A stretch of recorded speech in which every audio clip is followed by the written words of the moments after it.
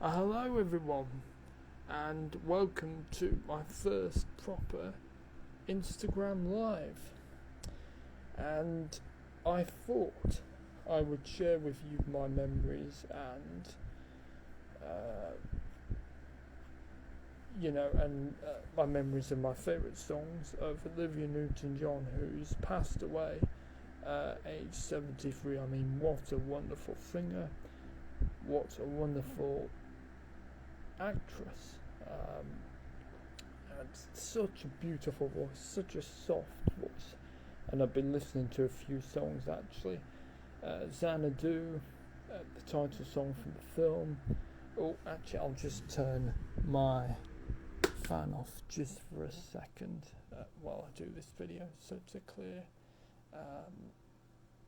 the noise. Oh, Jord, good to see you here. George, have you grown up with Olivia's music? I mean, presumably Greece. I mean, you and me, we've been to some parties, haven't we, over the years, and weddings, I'm sure, and I'm sure you've, really been surrounded, like me, with her music, really. It's quite amazing.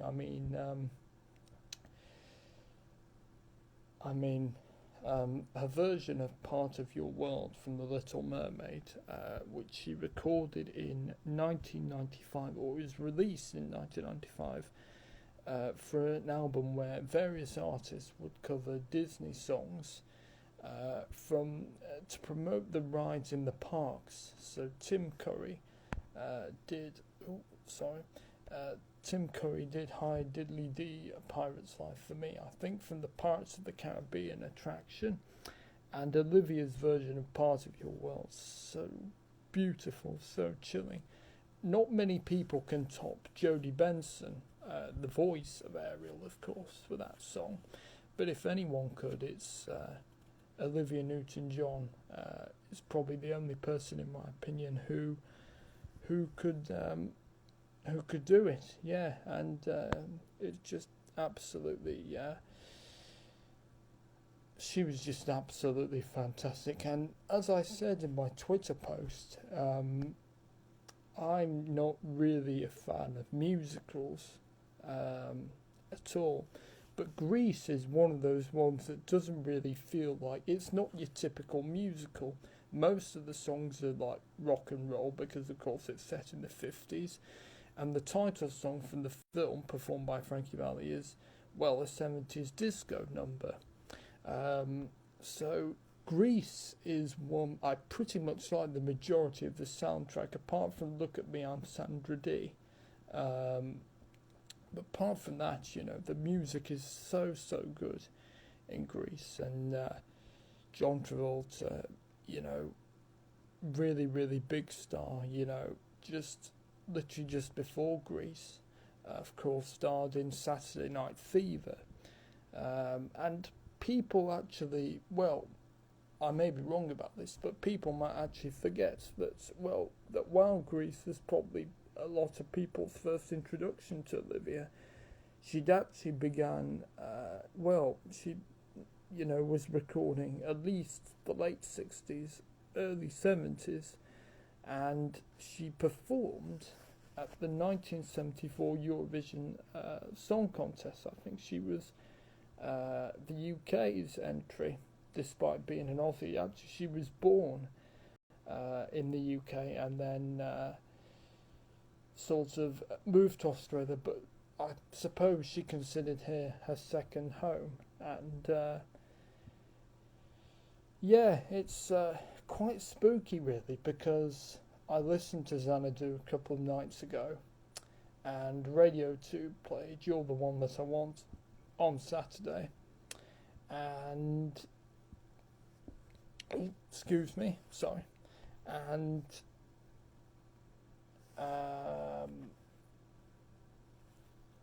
I'm just trying to think of it. Oh yes, sorry, and I was chatting to my mum and was talking about recommending a song to her.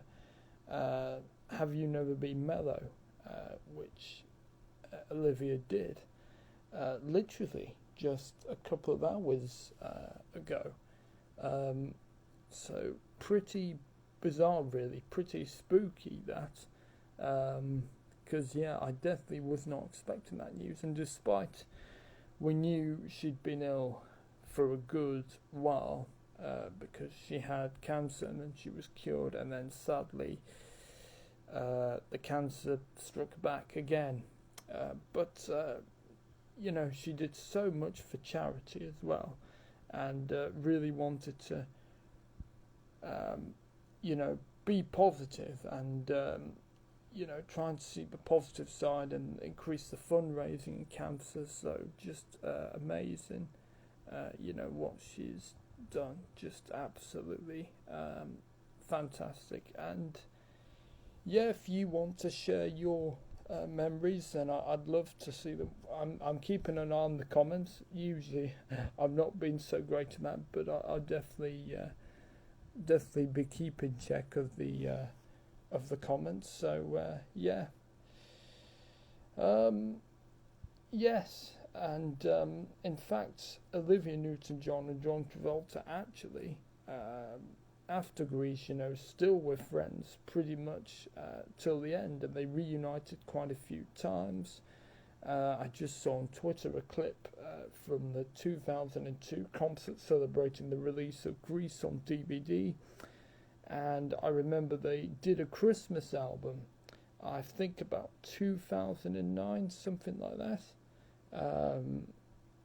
So, yes, it was just, yeah, her voice never really changed, actually. She could still pretty much hit the high notes. And, you know, her voice is still, you know, that soft.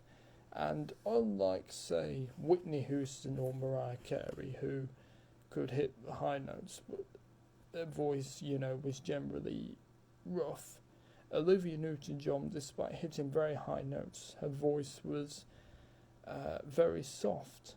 And that's why she's so easy to listen to, I think, generally. I've always liked that about her voice, that it's, you know, very soft, very relaxing. You know, she does have some power, but it's a different kind of vocal power. It's not what I consider to be a diva, if you like. So yeah, it's very, very, very interesting. And I remember she was saying, I think I saw read they did a walk. Her and several celebrities who I can't remember at the top of my head, to raise money for her breast cancer. I think along the Great Wall of China. So yeah, that's pretty amazing that she did that. And yeah, she was just absolutely fantastic, wasn't she? And she's not the only Aussie singer that we've lost, because we lost Judith Durham, excuse me, of the Seekers, who were just, again, another person with such a great soft voice, and a group with so many fantastic songs like Morning Time Ride, and I'll Never Find Another You, and The Carnival Is Over. Yeah, it's such a fantastic group, and really, really great, and I loved their music as well, and was so saddened to hear of Judith's passing as well. Sorry, I'm losing my voice a bit, but yeah, if anyone wants to drop any comments, then feel free to, because I'd love to hear your memories and what your favourite Olivia song is, and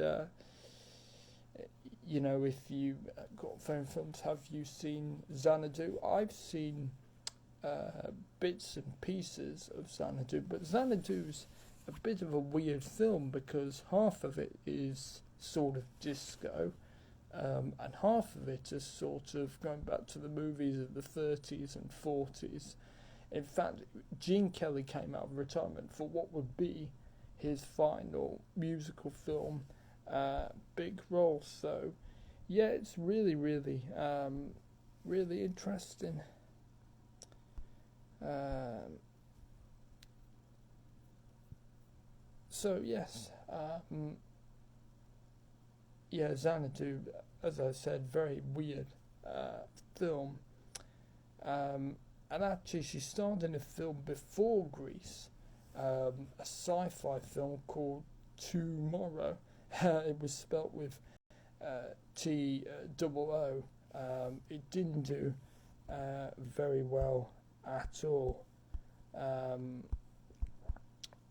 and it just absolutely tanked.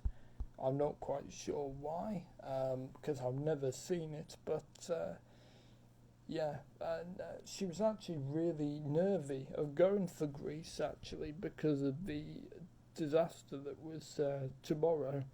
Um, so yeah, it's amazing to think that had she not gone for that, and things could have been very different in Greece. Well, who knows who could have been Sandy, you know, because that's ingrained into our culture now, isn't it? Around the world, Greece is so loved, and some of those songs will stay for us forever, really. Just absolutely fantastic. And I was also listening to a track called Let Me Be There, which, if this isn't high accoladed enough, Elvis Presley, it seems, was a fan of Olivia and recorded her that track. Well, he sang that track in concert, and they released it in 1974 for one of his live albums, from Elvis to Memphis, I think it was called. So that just shows you, you know, how you know, loved and respected, I think, for someone, you know, the king of rock and roll, and you know, obviously such a big musician herself, and yeah, it's brilliant. And the backing vocalist, the guy with the very deep voice, is Mike Sammers. Now, if you've heard of the Mike Sammers singers, if you haven't, I don't blame you. But they, in the 50s and 60s, they were big on various light entertainment shows. And Mike is actually the guy who bass vocal, backing vocal, who's on that track, which you wouldn't think, would you really, Mike Sammers and Olivia Newton-John, although maybe the fact that she, you know, has been over here and probably recorded over here, so maybe it's not actually surprising. So yeah, it's absolutely fantastic. I would recommend it,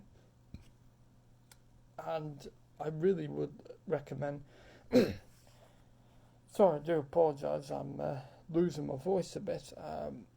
Have You Never Been Mellow? For me, just if you're stressed, you know, about anything, just stick that track on, and her voice and the whole arrangement and the song, it's just so relaxing. It really is. So, same with Part of Your World. Now, if you think about Part of Your World in The Little Mermaid, it's a big, dramatic, Broadway-style number, because generally, in a musical, you always have that number when a character, you know, something has not gone right for them, or something they wish, they desire, and they do it in the medium of song. They always have that, you know, sort of want number, don't they? They have that song when they want something, and Part of Your World is that number. And so in the film, it's, you know, big dramatic arrangement. For Olivia's version, it's much more subdued and chilled, very relaxing actually. So very, very different. But I think actually, if they wanted to go down the same route that in The Little Mermaid, then I think that would have also fitted Olivia's vocals as well. Maybe, I mean, yeah, be interesting, wouldn't it? Mind you, I think Jodie Benson was the perfect person to play Ariel in the film, and then Olivia was the perfect person to record that particular arrangement, that version.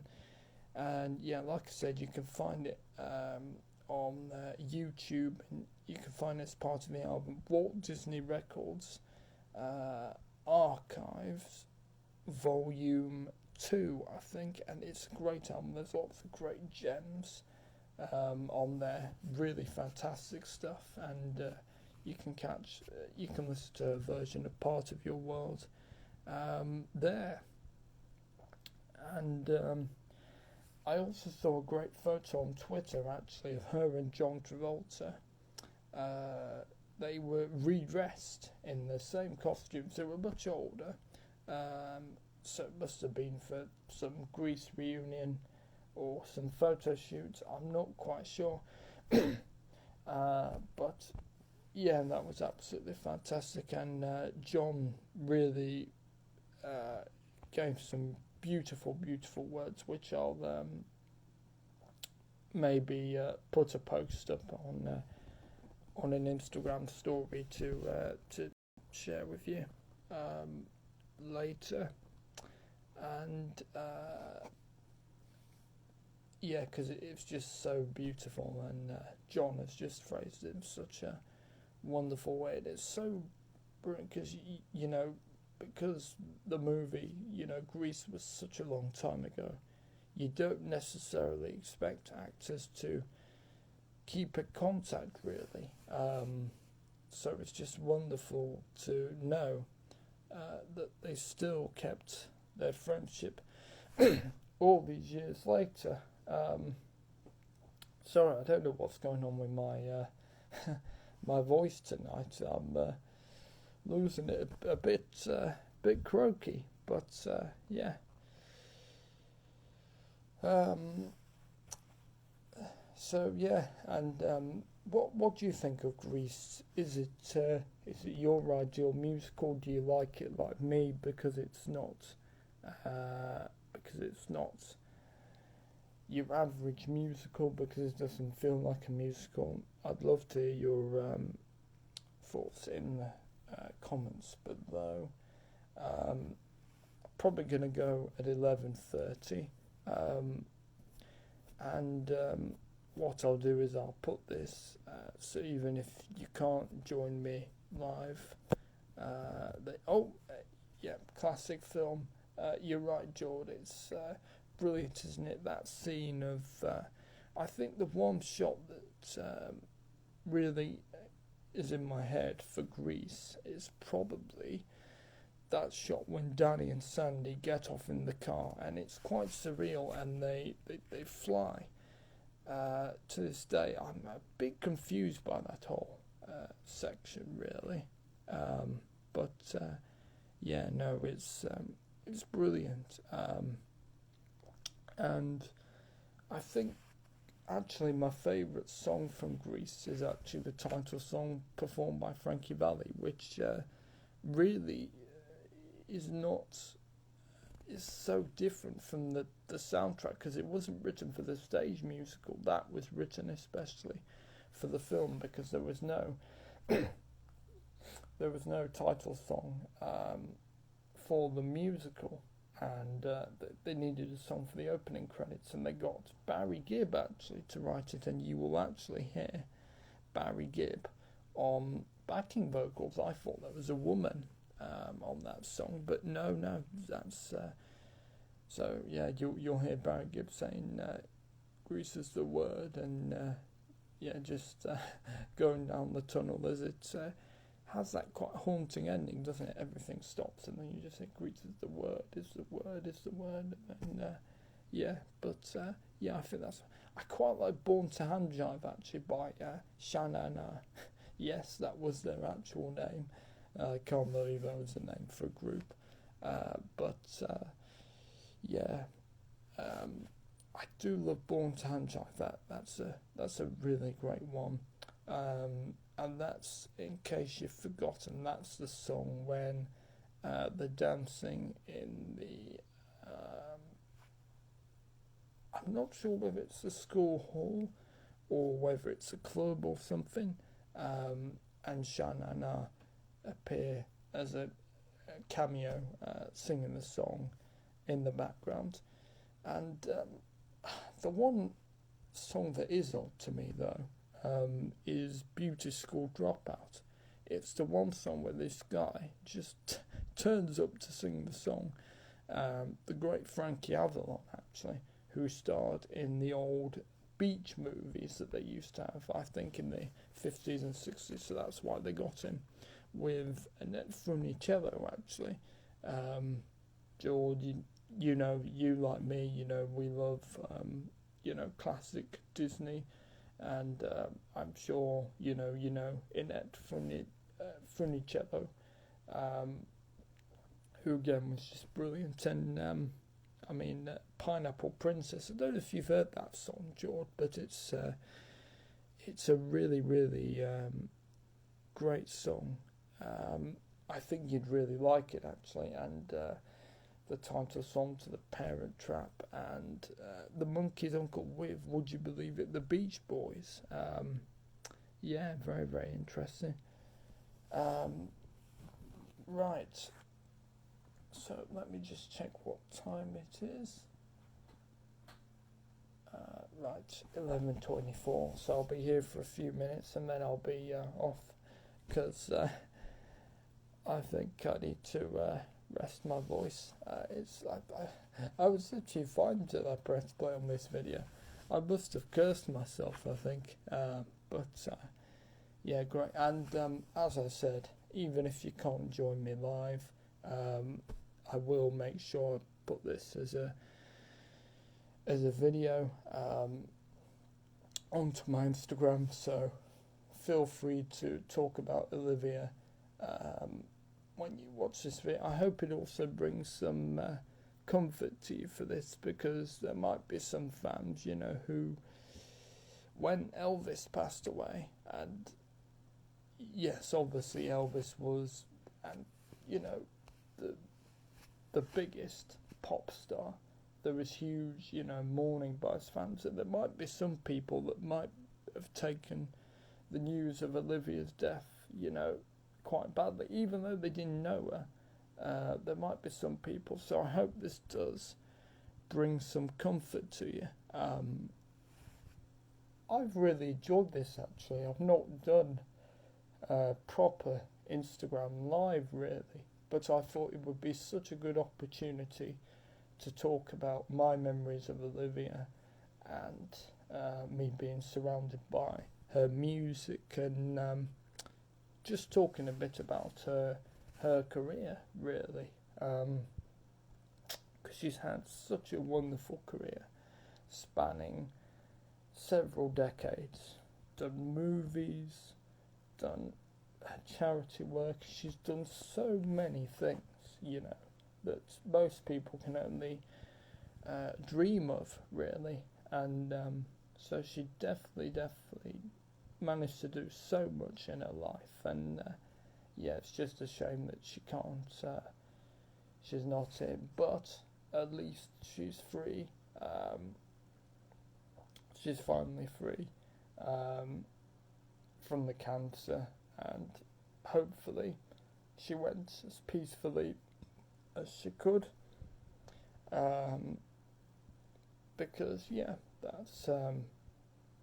that's what we all want, isn't it, at the end, to go as peacefully as we can into that good old night.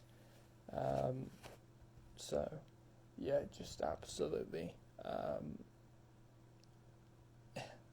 well, you know, like I said, it's at the same time, at the same time it is a shock, but at the same time it isn't. It's sort of, it's a weird one, because I knew she was ill for a long time, but also it is a shock, because I don't think I was expecting the news tonight, like most of you, so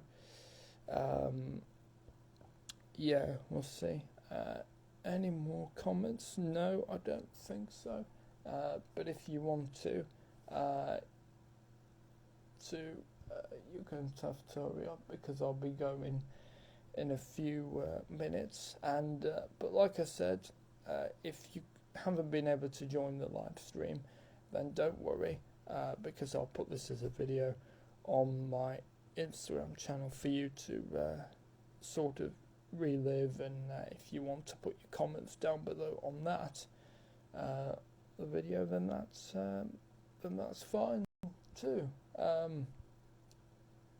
And yeah, like I said, hopefully, and hey, if this inspires you to check out more of Olivia's music, then that's fantastic as well, because I do think that most people, they know Grease, they know Xanadu, but maybe they're not really well up on Olivia's other music, as in sort of the main pop music, if you know what I mean, and sort of country actually. Sort of her music was sort of the pop country. She was sort of like, I suppose, the Shania Twain of her day, I suppose, would be the best way to describe her, in terms of the style of the sort of country pop that she did. And she did quite a few covers of songs like John Denver's Take Me Home, Country Roads as well. George Harrison's What Is Life as well, which, to cover a George Harrison song is, you've got a tough job there, so right, nearly time for me to go, but thank you for watching. For those, George, thank you for joining, and for those of you who are watching the video who haven't been able to join, but are watching the replay, then hi to you, and thank you also for watching this as well. Right, time's gone 11:30. I sound like I'm reading the news, don't I, on breakfast television. Anyway, thank you for watching. Hope you have a great night, and rest in peace, Olivia. Thank you. I'm quoting myself here from my tweets, but thank you for the music, the movies, and the memories. Rest in peace. Bye. Bye-bye, guys. Cheers.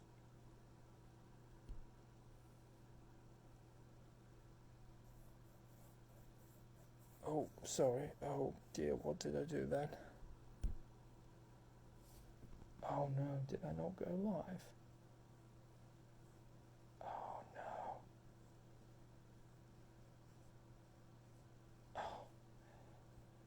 Oh, right, okay, sorry.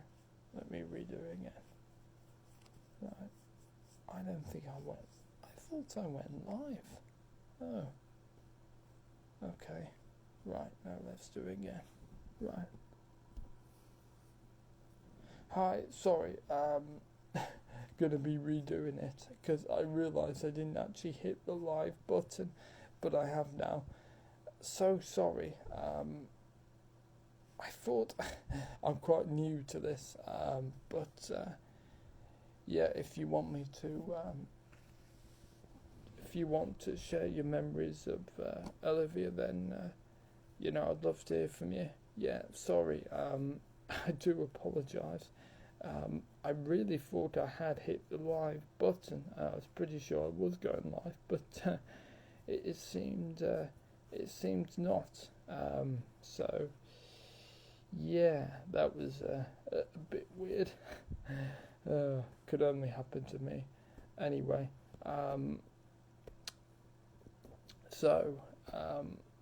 what's your favourite Olivia Newton-John song? I'd love you to drop in the comments below.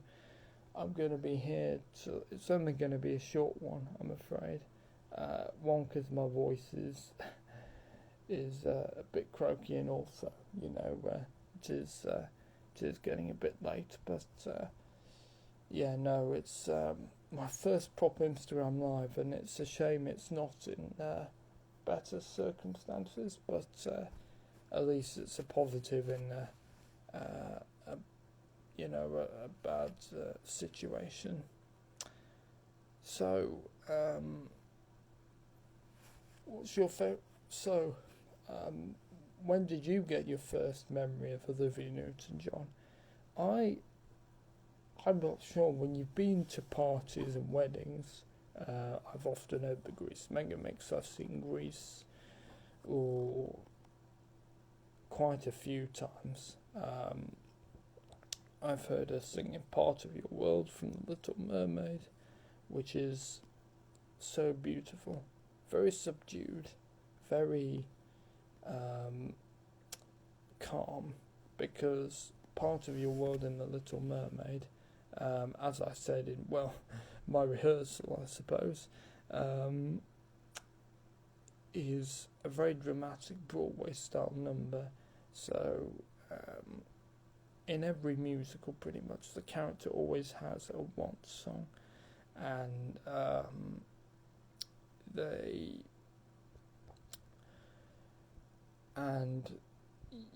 sort of, when something's not gone right for them, or their hopes and dreams and their desires, the only way they can express that is through song, really.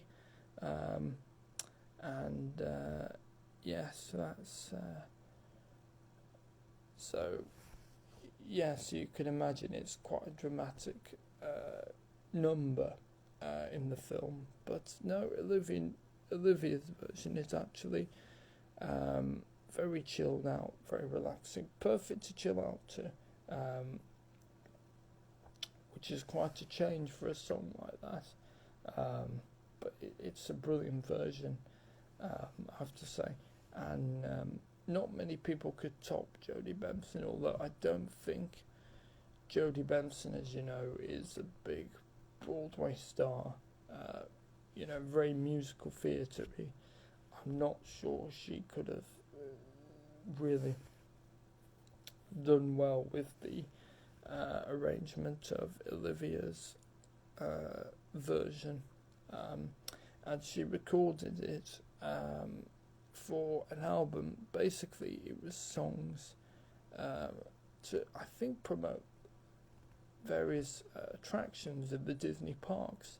So there's a Little Mermaid ride, and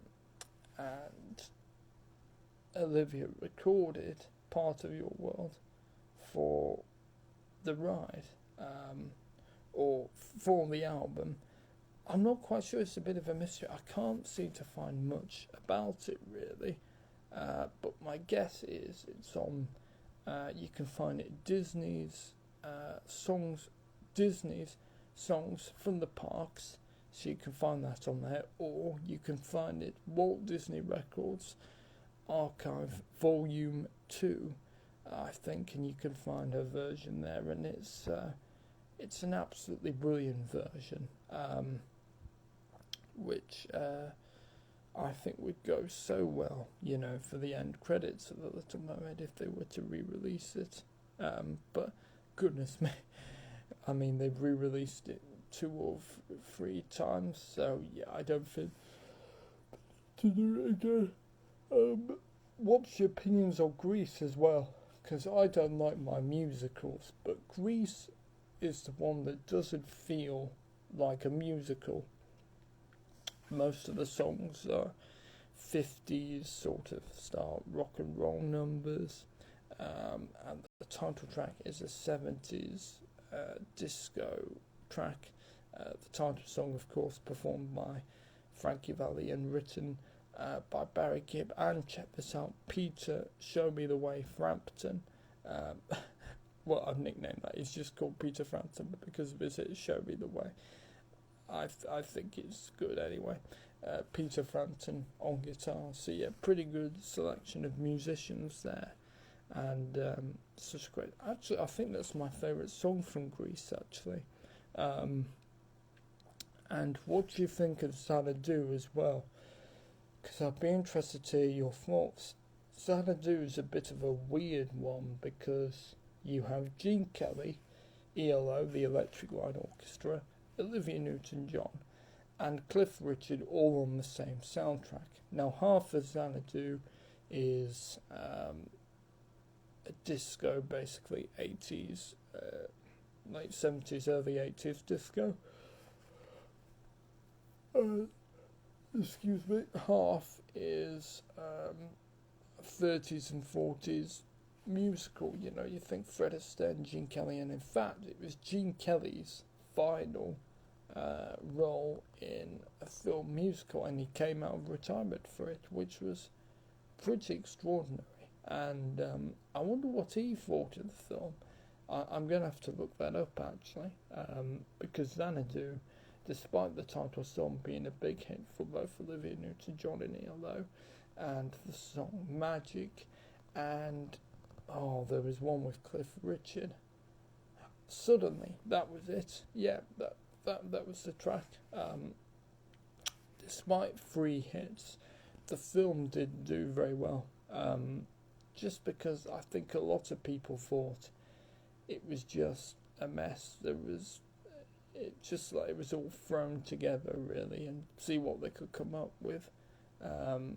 Which, I get, because it really is an odd combination, On one side you've got a classic musical with Gene Kelly.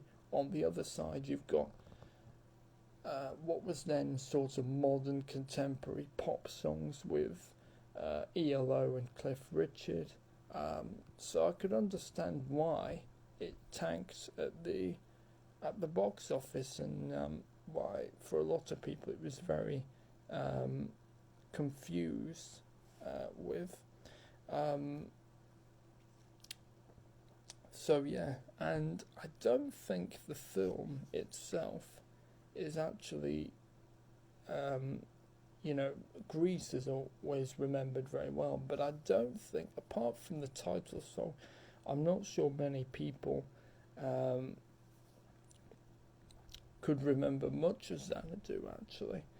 I think it sort of faded from most of people's memories, apart from the song, because it was a big hit, as I said, for Olivia Newton-John and ELO, and in fact I listened to it, actually, and it's a great song, and that note at the end, wow, just absolutely stunning. Just the range of it was just absolutely fantastic, and what a great singer. Despite having pretty powerful range, her voice was generally just soft as well. It's kind of hard to explain, really, because unlike Mariah Carey or Whitney Houston or Christina Aguilera, for example, who all have very powerful voices, and they're not really my cup of tea, most of them. But Olivia, despite having a very powerful voice, also generally her voice was just generally soft, so it was a really sort of more closer, I suppose you could say, to the great Minnie Riperton, another artist who's not with us, I'm afraid, who was just absolutely fantastic. And if you can't join me for this live stream, then I'll save this as a video, and you can comment on there if you want, and share your memories of Olivia, because I would love to read them, and maybe I'll read them when I'm doing when I do my next Instagram live, because maybe this will become the first of a regular thing, because it'd be I've done YouTube live streams and I've done TikTok videos, but I haven't really done Instagram lives before. So yeah, and generally in more happier circumstances,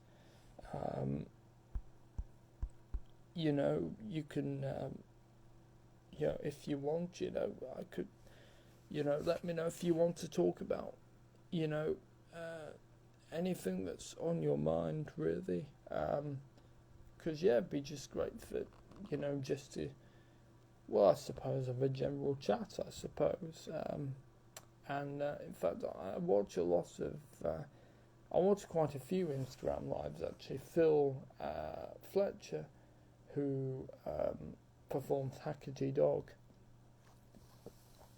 who's absolutely fantastic, and his questions about the puppets were so interesting. I really do recommend you go to his channel. In fact, what I'll do is I will put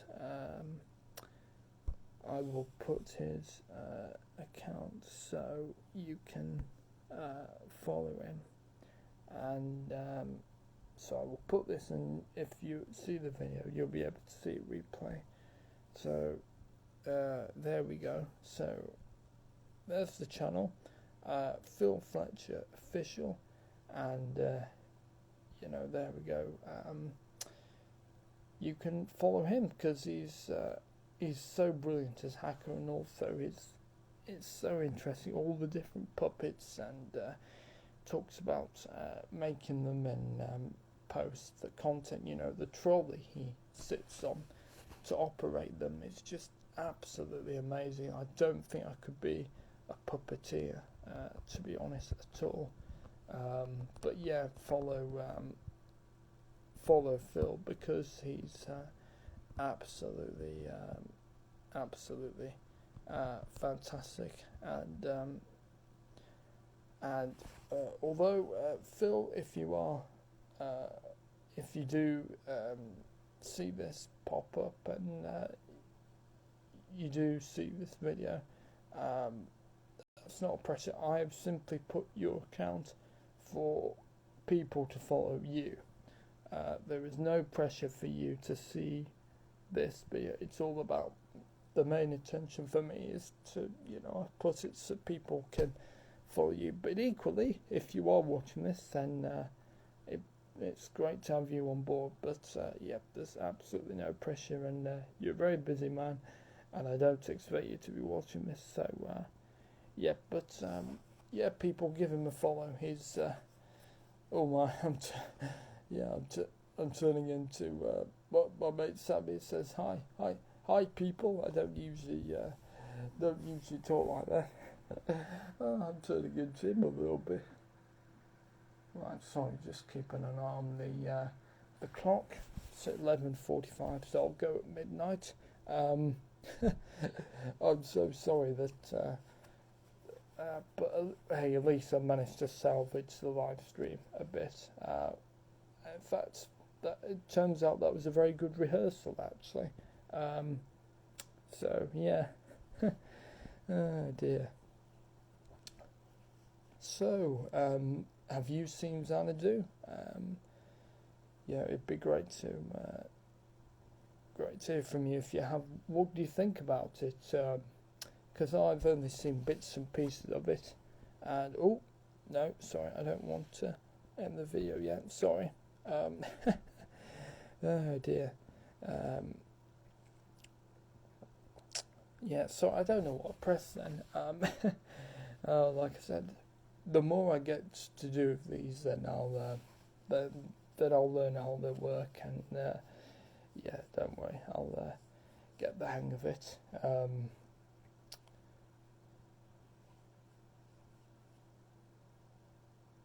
So Xanadu, have you seen it, and do you think it's a great film? Do you think it's not so great film? A not so great film. I mean, I heard the song that Gene Kelly and Olivia sing as a duet. I think You're the One for Me. You Were Made for Me. It's been such a long time, to be honest. The songs I do know is the title song, Suddenly, with Cliff Richard, and Magic, which is a really good song, actually. I had that as my, actually, just last year for Halloween, actually, for my, just listening to Halloween songs. I thought, I'll put, and it doesn't get much play, so It doesn't get played very much. So yeah, again, another quite spooky. I have generally been listening to her quite a bit recently. I mean, not too regularly, but certainly Halloween and Christmas. I listened to. They did an Elvis duets album.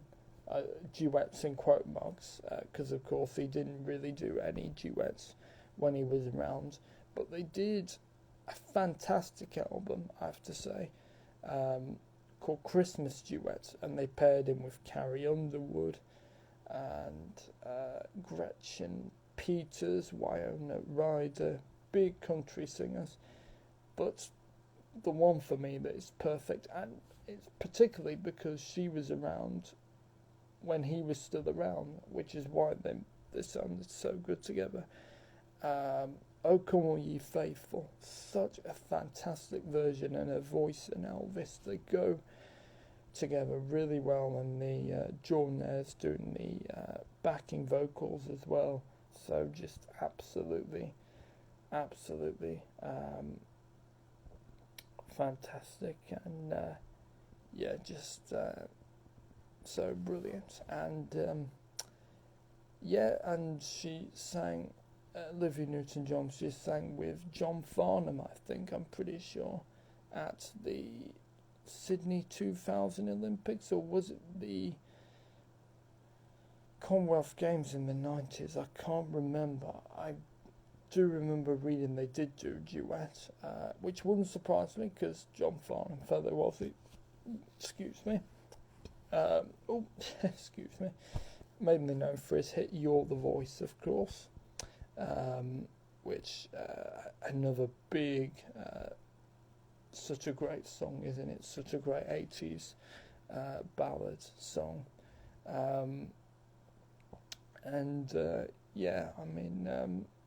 I'm quite surprised actually that Olivia didn't sing with the Wiggles now. You might think this is a ridiculous suggestion, but because of Olivia doing part of Your World for The Little Mermaid, and she did an album actually of children's music, I'm pretty sure. Not with that was before that, but I'm pretty sure she did. I'll let you know. Apologies if I made that mistake. I could have completely imagined it, but I'm sure she did. And it's really surprising that given the Wiggles managed to get Kylie Minogue to do Monkey Man with them, and Keith Urban to do a cover version of Roger Miller's England Swings, and Leo Sayer to do You Make Me Feel Like Dancing.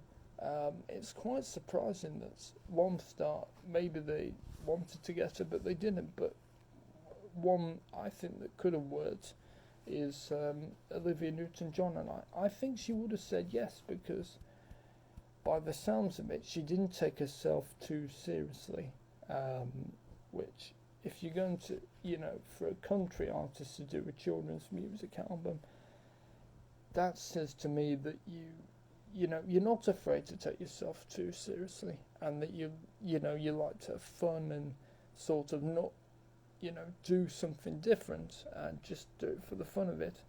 I could be wrong, but so I'm surprised that never happened.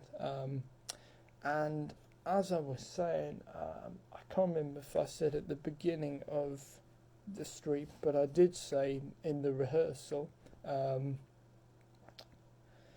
I said that Olivia recorded a Christmas album with John Travolta, I think about 2009, and I'll have to listen to it again this Christmas actually. I think her voice was in pretty good shape still then. She could still hit those high notes actually. Not many artists can. Their voices change over the years. I don't know if you saw the Commonwealth Games opening ceremony, and Dexy's Midnight Runners performed Come On Eileen, and they did it in a different key, and I don't think Kevin Rowland could clearly. I might be wrong. I'll have to dig out some of their live performances from recent years, but maybe Kevin Rowland, their frontman, can't hit those high notes anymore, which is understandable because he's not as he's not as young as he once was. He's not a spring chicken, as they say. So yeah, but still great to see them, and of course such a great party anthem. And yeah, what did you think of the Commonwealth Games? I actually really enjoyed them, and Australia they're getting them back again. So yeah, that's going to be interesting. Yeah, I'm going to really look forward to that. It's the first time since Glasgow 2014 that I've actually really been invested with them. Same with the Olympics, actually. Apart from London 2012, Rio 2016 I watched a bit of, but I thought, yeah, I'm really going to get invested in whatever the Olympics, whatever country they're in, and same with the Commonwealth Games as well, because it's so brilliant. It brings people together, and so many great sports, the athletics, the aquatics, the badminton was quite good, the bowls, great to play, but doesn't translate well into great sport for TV because it's too slow, really. Squash was good as well. Yeah, really enjoyed it. Superb coverage from everyone at the BBC Sport, I thought. Yeah, just absolutely fantastic. Right, I'm going to go in a few minutes because we're approaching midnight, so I will stay till dead on midnight because I'm one of those people. I will stay dead on midnight and then I'll be off. I'll love you and leave you, as they say. I can't believe I'm saying that. It's quite cringy, I know, but yeah, it's not. But well, it's a great phrase, isn't it? Actually, there's a lot worse phrases to say. And I was saying, just so brilliant, wasn't it? That considering Greece was so many years ago, that John Travolta and Olivia Newton-John, pretty much right up till the end, kept their friendship and kept in contact, which is so beautiful and so fantastic because, for many actors, they do the film and then, at the end of the day for them, it generally is another job and then they move on to the next job. So they don't necessarily keep in contact with any of the actors they work on whatever film they're in. But clearly, we know from their chemistry and clearly what was true, that they had such a beautiful, long and everlasting friendship, which is absolutely fantastic to see and hear, and fantastic, and I'm sure many people over the next days are going to be reliving some moments of Greece, like You're the One That I Want. Definitely not the Hilda Baker and Arthur Millard version. Nope, no one needs to hear that. Oh, excuse me, sorry. Yes, and just at least the thing with being an artist, after you're gone, you still live on through your music, the media, the charity work she's done. At least in that way, she is immortal, even though, of course, she is sadly not with us anymore and up there. She is, in a way, kind of immortal through her music and films and such of the great work that she's done, and that's a gift, really, And I don't think we'll ever lose her music, really. I think there'll always be people who will love Greece. I hope so, Surely Greece won't fade into obscurity. I mean, surely, Greece, like in the whole dance moves as well, and stuff like that, and the leather jacket, and what what's actually a really great moment in Greece actually is Sandy donning the leather jacket, sort of dressing. I think she's trying to